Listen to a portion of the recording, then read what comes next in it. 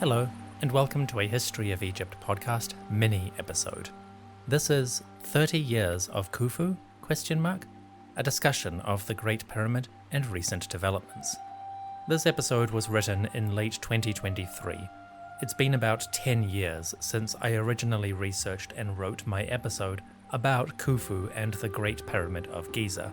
At the time of writing, I am currently beginning to prepare a remaster of that episode, which will substantially expand the discussion and analysis of the Great Pyramid itself, the complex and monuments surrounding it, and the reign of Khufu and the society in which he lived. There is a lot of information that I did not get around to covering in my original episode, so at the moment I am in the preparation stages of a complete remaster. That will take some time. It's going to be a big project, but for those who are particularly interested in the Old Kingdom, just know that I am working on that. For now, I have some interesting information to share, material that has only come to light in the years since I released my original episode, and this information may substantially impact our assessment of the reign of King Khufu.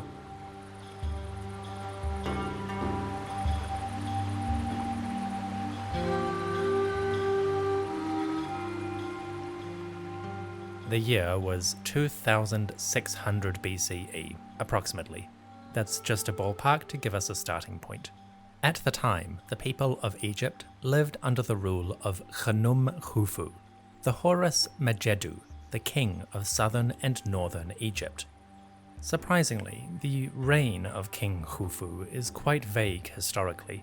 We have little bits and pieces of information that give a sense of what the Egyptian government was doing. But apart from a few small records, some later stories and historical traditions, we really don't know much about Khufu the individual.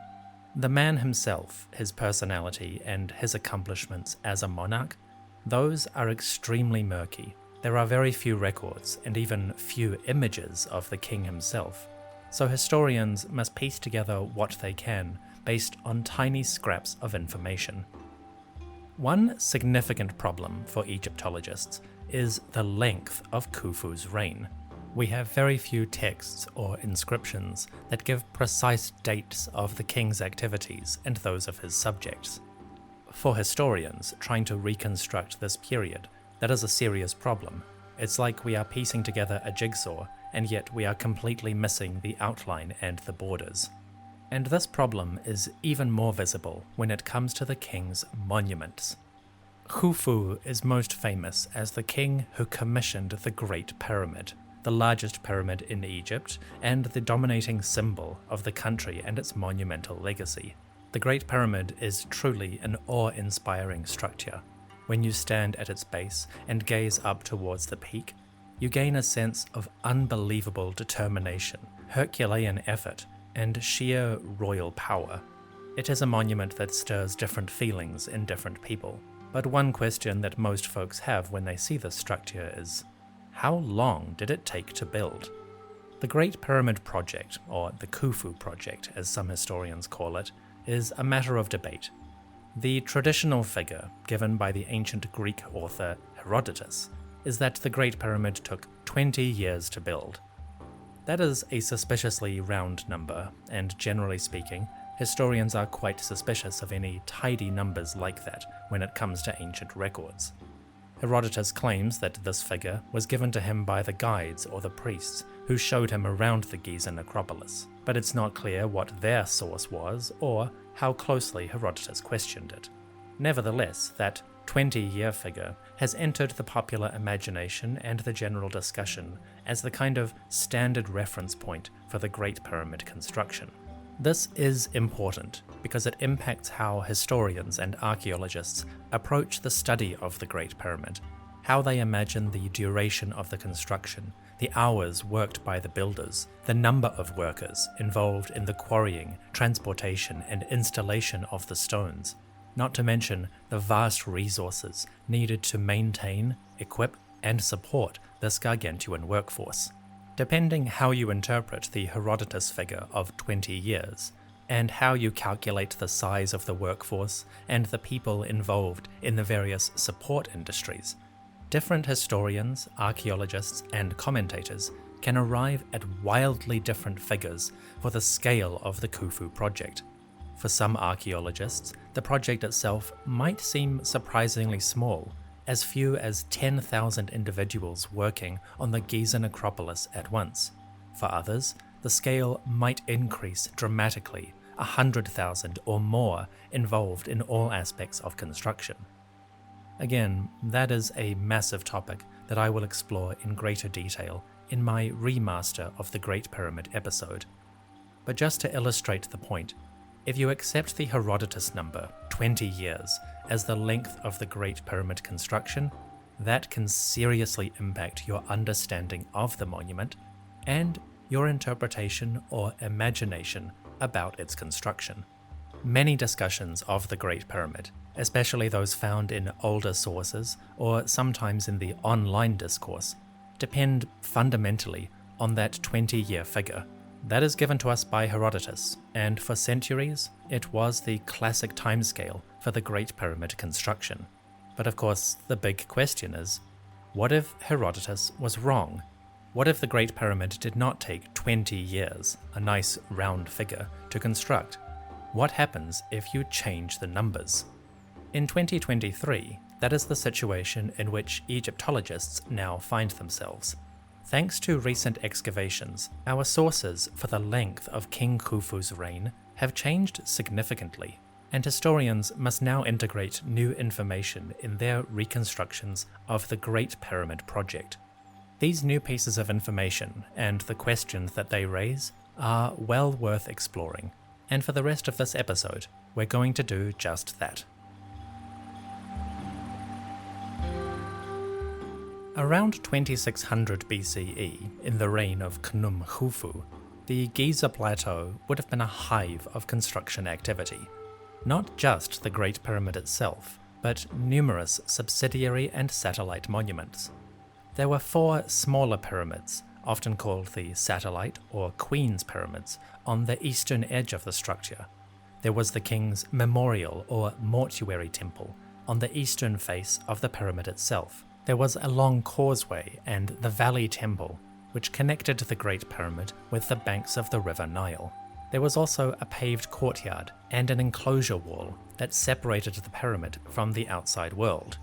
There were large boat pits that held the deconstructed wooden boats that belonged to King Khufu.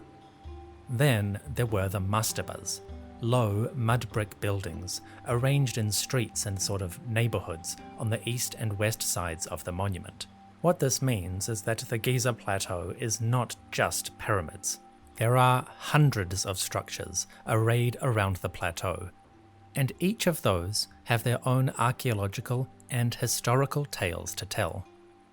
In 2020, an archaeological team conducted survey, conservation, and excavation work on the eastern side of the Great Pyramid.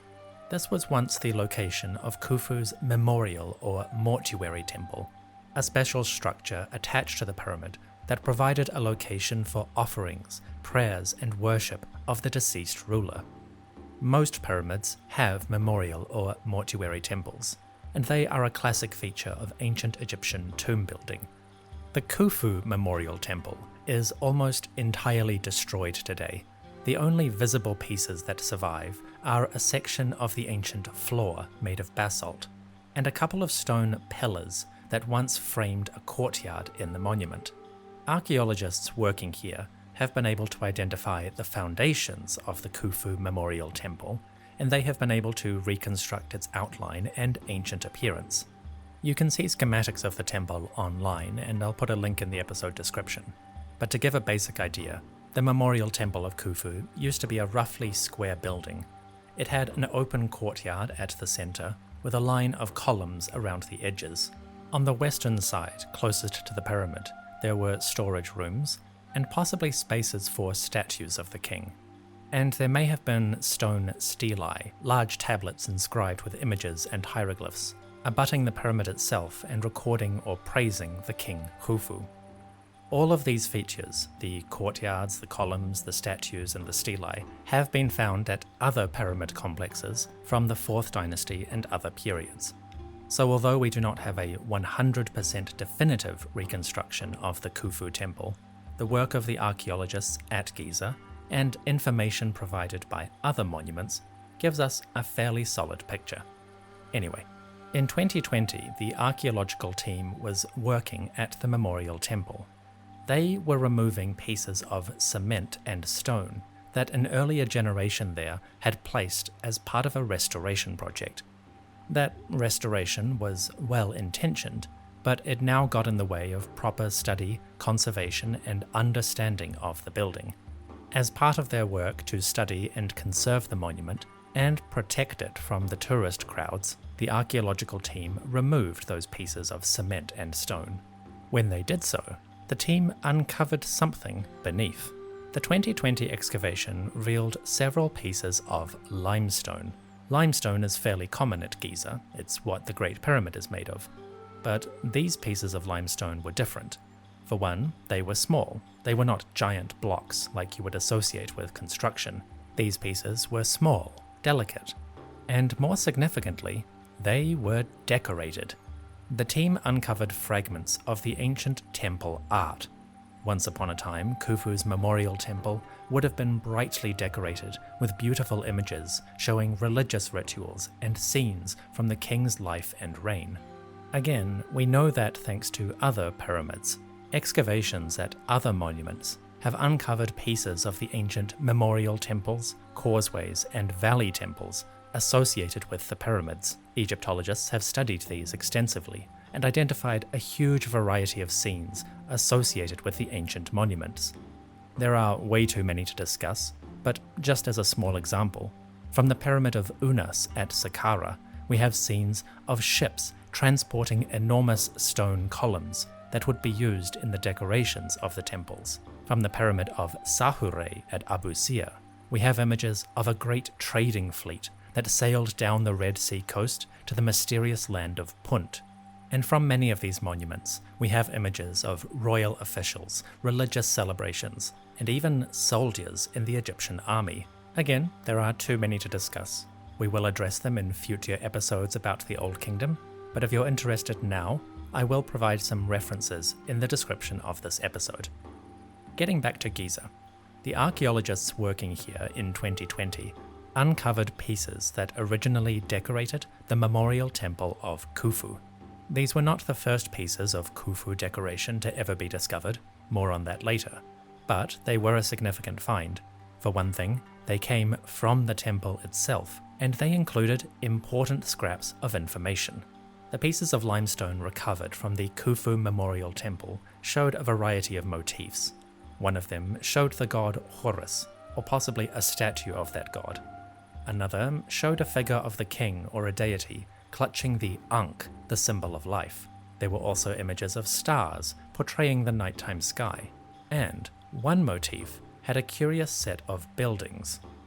On one wall of Khufu's memorial temple, there used to be an image of shrines. These shrines were made of wood and reeds and arranged in two distinct structures. One form of these shrines had a curved roof over the top, as if the ancients had taken bundles of reeds or wood and bent them to form an arch. The other kind were more straight, but with a sort of plume or growth out the top of the building. This is very interesting for Egyptologists because we know what these shrines are. The shrines with curved roofs and with plumes are a common motif in ancient religious art. They are called the Per Nu and the Per Wer. The Per Nu and Per Wer are shrines related to northern and southern Egypt respectively. They appear frequently in royal Egyptian art, related to religious rituals, festivals and ceremonies, that kind of thing. And they are often associated with the king's Sed festival. The Sed festival was a royal jubilee, a commemoration of a king's reign, and a ceremony to reinvigorate or renew his power and authority. Traditionally, the Sed festival seems to have taken place every 30 years, with more frequent renewals after that. That's not a hard and fast rule, but it's a general trend among the ancient Egyptian kings. A Sed festival occurred around year 30, and then if the king lived and ruled longer, he might repeat them in subsequent years. The presence of these shrines and some of the other motifs and hieroglyphs on the newly discovered blocks suggest, tentatively that Khufu's memorial temple originally had a scene of the king's Sed festival. That idea is not brand new. Other pieces of Khufu's memorial decoration do show elements that might relate to a Sed festival. I'll come back to those a bit later, but for now, it's enough to know that excavations in 2020 recovered new pieces that seemed to show elements of that celebration, and when we combine those with earlier excavations, it seems quite likely that Khufu's memorial temple had a scene of the royal jubilee. Of course, art is not reality, especially in the ancient world. King Khufu could easily have commissioned scenes of his royal jubilee, but not actually lived long enough to enact the real thing. So while this discovery is fascinating, and it adds some important information to the overall picture, we need to go further to enhance our understanding of Khufu's later years. This is where the second two discoveries come into play.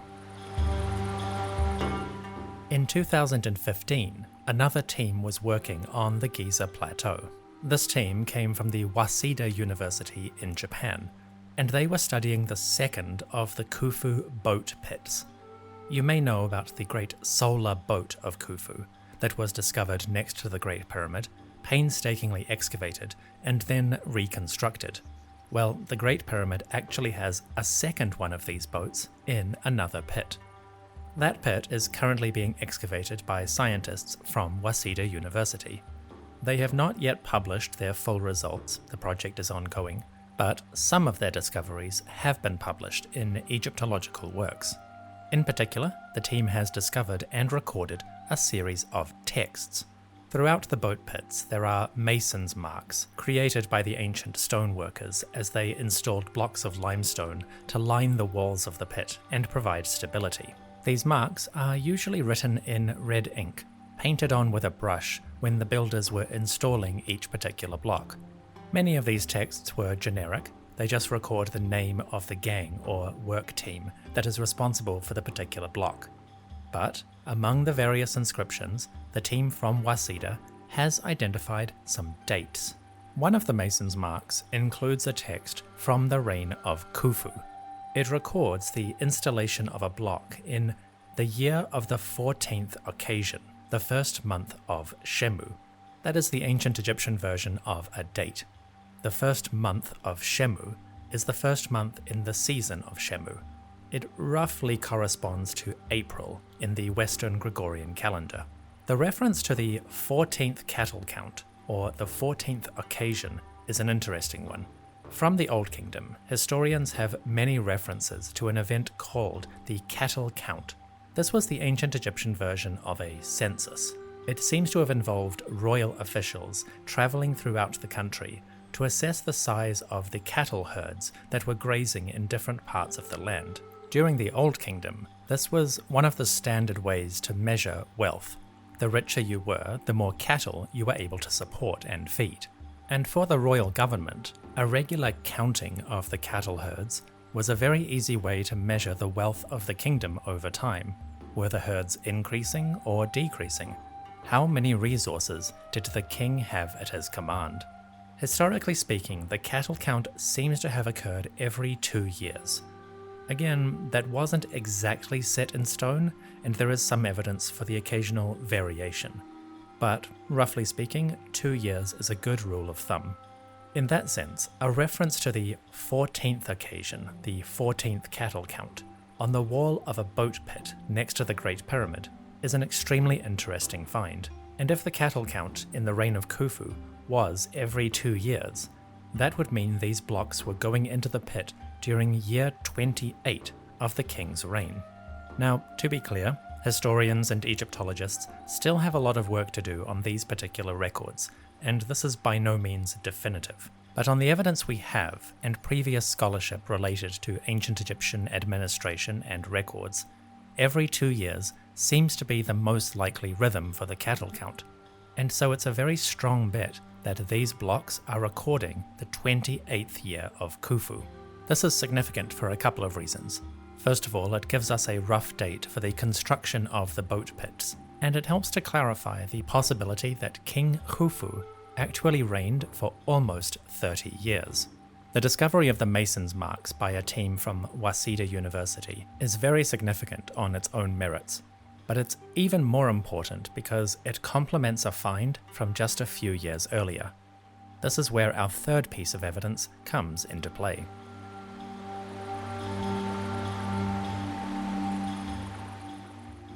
In 2013, a French expedition near the Red Sea uncovered the famous Wadi al-Jarf papyri. Also known as the Diary of Merer, the Wadi al-Jarf papyri date to the reign of Khufu, and they record construction work related to the Giza project. I have discussed the Diary of Merer previously in episode 6b, but one interesting feature of those papyri is that they provide another date for King Khufu's reign. Among the scraps of papyrus discovered by the French expedition, there was a reference to the 13th occasion of the cattle count, more specifically, the year after the 13th occasion. That would correspond to year 27 of King Khufu's reign. The discovery of the Wadi al-Jarf papyri, just a couple of years before the work at Giza, further solidifies the idea that King Khufu actually reigned much longer than we thought. For one thing, when we combine both of these records, that provides much greater certainty that the cattle count did happen every 2 years during the reign of Khufu. If the cattle count happened every year, for example, then the Wadi al-Jarf reference to the year after the 13th cattle count would be the same year as the 14th cattle count. That might work in a scenario in which the 13th cattle count was the last of Khufu's reign, that he died shortly after. But now, thanks to the discovery at Giza, we know that there was in fact a 14th cattle count. Chronologically speaking, this must mean that the cattle count was every 2 years. To have a record of the 13th occasion, the year after the 13th occasion, and then the 14th occasion, there must be a year in between. So, by fortunate happenstance, we may have confirmation of that chronology. On this basis, it seems likely that Khufu reigned at least 28 years. By themselves, these two historical records from the Wadi al-Jarf and the Giza boat pit fundamentally change our picture of King Khufu's reign and the construction of the Great Pyramid. At the very least, the record of construction work happening at Giza in years 27 and 28 suggests that the timeline for work on the Great Pyramid and its complex is at least 28 years. That is significant. It is a full 40% increase on the dates provided by Herodotos. That will fundamentally change our picture of the construction process, how long it took to build the pyramid and its surrounding monuments, how many people may have been involved, and the overall scale of the Great Pyramid project for anyone interested in the Old Kingdom, the reign of Khufu, or the pyramid itself. These are essential pieces of information. Again, none of this is definitive just yet. The Wadi al-Jarf papyri are still undergoing examination and full publication. The team from Waseda University is still working on the second boat pit of Khufu, and it may be some time before they are able to fully publish their results. And while the fragments of decoration from Khufu's memorial temple suggest that the king had images of a said festival, there is still a great deal of work to be done both in excavation, archival work, and restoration and study. In short, the examination of Khufu's reign is still a work in progress, but in the past 10 years, it has changed dramatically from what we earlier might have assumed. These are exciting times indeed.